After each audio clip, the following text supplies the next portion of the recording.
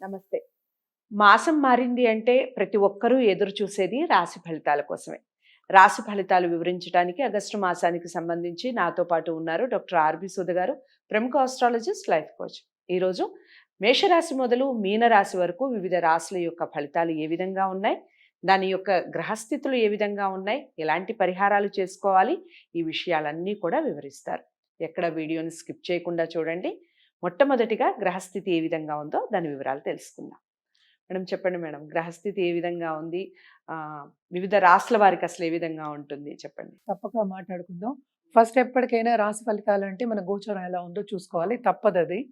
So, గోచారం పట్టే కదా మనం అన్నీ చెప్పగలం. ప్రెడిక్షన్స్ అనేది ఇవ్వాలి అంటే, ఎవరికి ఏ రాశి వాళ్ళకి ఎలా ఉంది అని చెప్పాలి అంటే తప్పక మనం గోచారం చూసుకోవాలి.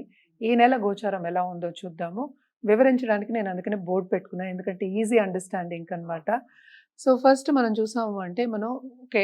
ఇప్పుడు మనం కుంభరాశి నుంచి మొదలెడుతున్నాం అనుకుందాం. కుంభంలో శని ఉన్నారు. శని ఏమో రిట్రోగ్రేడ్ అయ్యారు. జూన్ 30థ్ అయ్యారనమాట. నవంబర్ 15థ్ వరకు రిట్రోగ్రేడ్‌లో ఉన్నారనమాట. రిట్రోగ్రేషన్ వక్రించున్నారు. సో, నెక్స్ట్ మనం మీనరాశి. మీనరాశిలో మనకి రాహు ఉన్నారు. అలాగే మేషంలో ఏమీ లేదనమాట. వృషభంలో గురు చాలా బలంగా కూర్చునున్నారు. అలాగే ఈ రాశి అంటే ఏంటంటే మేషరాశి అధిపతి ఏమో కుజుడేమో మూవ్ అయ్యారు. ఎక్కడికి? వృషభానికి. వృషభం నుంచి మళ్ళా ఏంటంటే ఈ నెల ఆఖరికి మిథునానికి వెళ్తున్నారనమాట. సో, ఈ నెల ఆఖరికి. సో, దాని తర్వాత మనకి కర్కాటకంలో మనకి తెలుసు సూర్య సంచారం జరుగుతోంది. ఆయన ఆగస్ట్ 16థ్ ఆయన ఓన్ హౌస్ అయిన సింహానికి వస్తున్నారు. సో, సింహంలో ఎవరున్నారు? ఇక్కడ బుధుడు, శుక్రుడు అనమాట. బుధుడేమో ఏంటంటే ఫస్ట్ వీక్ ఆఫ్ ఆగస్ట్‌లో మళ్ళా రిట్రోగ్రేషన్ చూసావు కదా! ఇక్కడ ఆర్ అని వేసున్నాను. రిట్రోగ్రేషన్ అంటే వక్రిస్తున్నారు. సో, దాని తర్వాత మనకి శుక్రుడు. శుక్రుడేమో కన్యకి ఆగస్ట్ 25థ్ మారుతున్నారనమాట. సో, కన్యలో ఎవరున్నారు? కేతు. సో, అన్ని గ్రహాలు వచ్చేసాయి.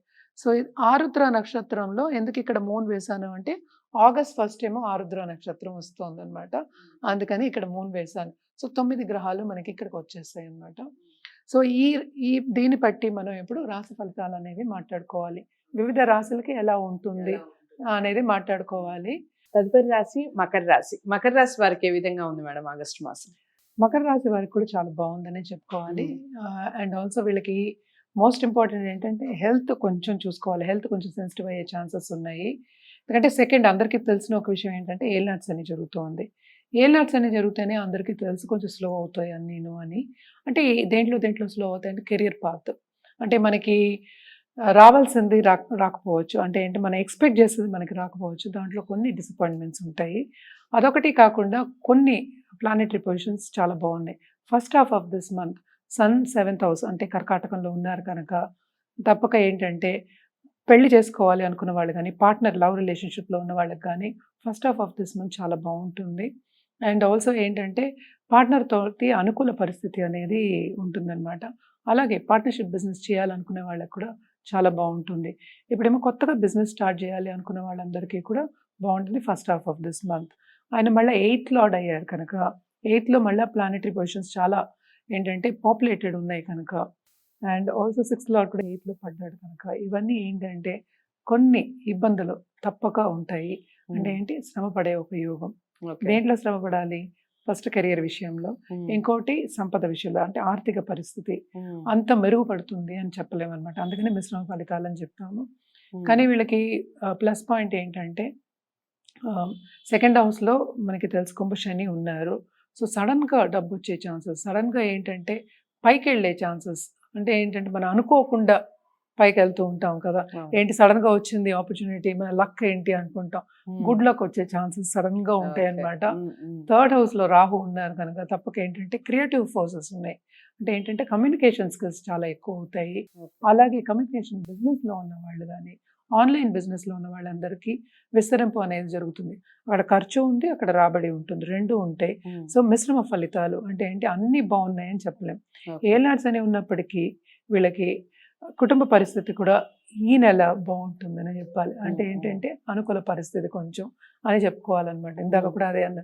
కొంత అనుకూల పరిస్థితి అనేది ఓకే. ఉంటుంది. అంటే కొంచెం హ్యాపీగానే ఉంటుంది అని. ఉమ్, ఎందుకంటే శని రిట్రోగ్రేడ్ అయి ఉన్నారు. ఉమ్, ఉమ్, సో మనది వ్యక్తిగతంగా మనం ఏంటంటే పర్సనల్ డెవలప్మెంట్ మీద ధ్యాస పెట్టడం right. Extremely important. Um, so అలాగే ఫ్రెండ్స్‌తో కలవడం గానీ, రిలేటివ్స్‌తో కలవడం గానీ, అలా ఎంజాయ్ చేయడం గానీ, ఈ నెలంతా కొంచెం ఎంజాయ్‌మెంట్ నెల కిందే వీళ్ళు తీసుకోవాలి.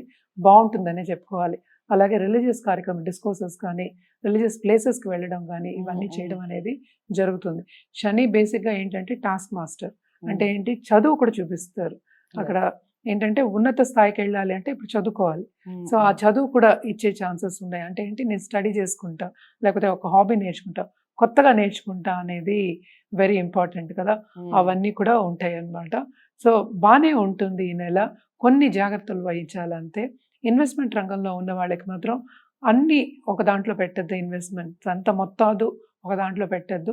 కొంచెం జాగ్రత్తగా ఉండడం అనేది మంచిది అనేది Right. సూచన అన్నమాట. ఉమ్, ఉమ్, అలాగే రియల్ ఎస్టేట్ రంగంలో ఉన్న వాళ్ళకి తప్పక క్రయ విక్రయాల్లో లాభమే ఉంటుంది.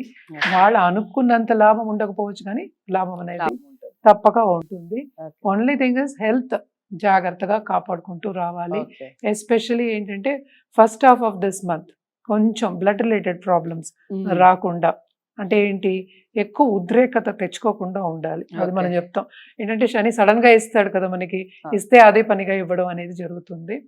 వీళ్ళు చేయవలసిన పరిహారం ఏంటంటే శని దానం చేయాలి. Okay. అలాగే ఏంటంటే దీపం, తైల దీపం పెట్టుకోవడం శనికి ఎక్స్ట్రీమ్లీ ఇంపార్టెంట్. ఉమ్, హనుమాన్ చాలీస చదువుకోవడం కానీ, హనుమంతుడిని కొలవడం కానీ సాటర్డే చేయడం ఎక్స్ట్రీమ్లీ ఇంపార్టెంట్ అన్నమాట. Right. ఇవన్నీ చేసుకుంటూ ఉంటే వాళ్ళకి ఎప్పటికైనా పాజిటివిటీ అనేది పెరుగుతుంది, బాగుంటుంది. ఈ శ్రవణ మాసం అందరికీ తెలుసు, శ్రవణ మాసం ఇది.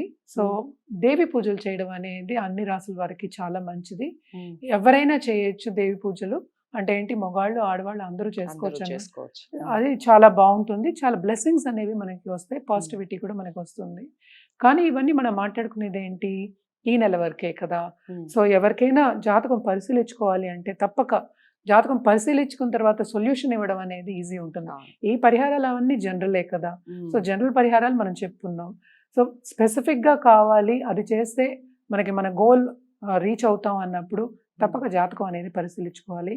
జాతకం పరిశీలించుకోవాలి అంటే కింద స్క్రోల్ అయ్యే ఈమెయిల్ ఐడికి కానీ నంబర్ కానీ సంప్రదిస్తే అన్ని వివరాలు అన్ని చెప్పడం వివరాలు చెప్తారు. చెప్పడం అనేది జరుగుతుంది. ఎలాగో అది ప్రతిసారి ప్రతి- చెప్తూనే ఉంటారు. అదే జాతకం మాత్రం పరిశీలించుకోవాలి. ఎందుకంటే ఇది ఇండివిజువల్ జాతకం అవును, కదా, అవును. స్పెసిఫిక్ గా ఉంటుందన్నమాట. ఉమ్, మనం మాట్లాడుకున్న అన్ని రాసులు కూడా ఫలితాలు కూడాను జనరల్ యాక్చువల్ గా జాతకం పరిశీలించుకుంటే మంచి జాతి రత్నం కానీ, వాళ్ళ జాతక రీత్యా జాతి రత్నం కానీ, అలాగే పరిహారం కానీ, పూజలు కానీ, ఇంకా ఏమైనా ఎక్స్ట్రా పూజలు స్పెషల్ పూజలు చేయాలా అవన్నీ కూడా చెప్పడం అనేది జరుగుతుందన్నమాట.